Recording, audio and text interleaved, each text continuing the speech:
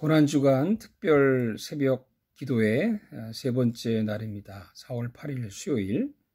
지난밤 잘 주무셨는지요? 오늘은 성경 마가복음 14장 53절에서 72절까지의 말씀입니다.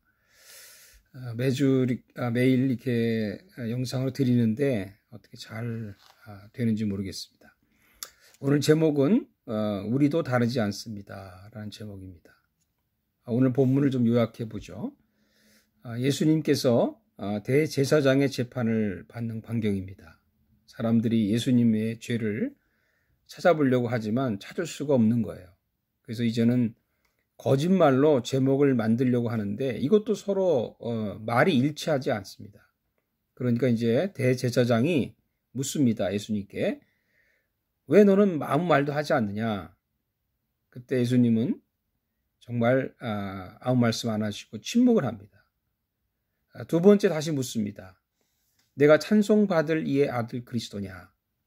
이때 예수님은 침묵을 깨시고 이렇게 대답하십니다. 내가 그니라 인자가 권능자의 우편에 앉은 것과 하늘 구름을 타고 오는 것을 너희가 보리라.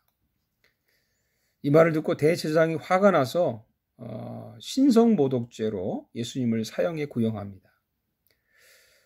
베드로는 이 재판 과정을 멀리서 다 보고 있었습니다. 한 여종이 베드로에게 묻습니다. 너도 나사렛 예수와 함께 있었도다. 베드로는 즉시 부인합니다. 여종이 다시 묻습니다. 이 사람은 그 도당이라. 예수님이 베드로가 다시 부인합니다. 다른 사람이 또 묻습니다. 너도 갈릴리 사람이니 참으로 그 도당이라. 베드로는 이때 예수님을 아주 저주하고 맹세하면서 부인을 했습니다. 그때 닭이 두 번째 우니 베드로는 예수님 말씀이 생각이 나서 회개하면서 운다는 그런 이야기입니다. 오늘 본문을 보면서 이런 생각을 했어요. 베드로와 유다를 비교해 볼 때 누가 더 나쁠까? 예수님을 은삼시에 팔아버린 유다가 더 나쁜 사람일까? 아니면 세 번이나 예수님을 부인한 베드로가 더 나쁜 사람일까요? 누가 더 나쁜 사람인지를 판단하기 전에 우리가 꼭 알아야 할 일이 있습니다. 그것은 예수님은 둘 다 그렇게 할 것을 알고 계셨다는 겁니다. 유다가 배반할 것도 베드로가 세 번 부인할 것도 다 알고 계셨습니다. 미리 알고 계셨다는 것이 무슨 의미를 가질까요? 왜 알면서 막지 않았냐고 따질 수도 있고요. 또 좀 황당하지만 유다가 배반했기 때문에 예수님이 십자가를 진 것이 아니냐고 문제제기를 할 수도 있습니다. 여기서는 그런 논쟁을 하고 싶지 않습니다. 그러나 예수님께서 알고 계셨다고 하는 의미는 베드로나 유다나 모두가 다 연약한 죄인이라고 하는 것을 말하는 겁니다. 여러분, 누구나 유다처럼 물질 욕심에 배반할 수 있고요. 누구나 베드로처럼 그 순간을 모면하기 위해서 예수님을 모른다고 거짓말할 수 있습니다. 우리도 제자들과 다르지 않다는 거예요. 그래서 예수님은 십자가를 지신 겁니다. 알기 때문에 십자가가 필요합니다. 우리의 연약함을 해결할 방법이 무엇입니까? 그것은 오직 십자가뿐입니다.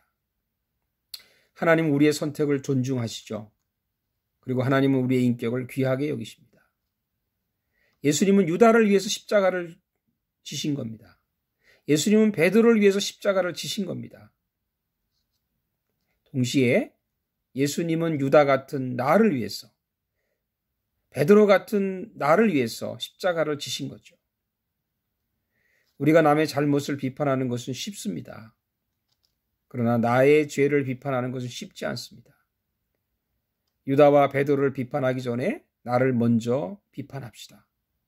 내 안에 유다가 없는지, 내 안에 베드로는 없는지 있다면 즉시 회개합시다.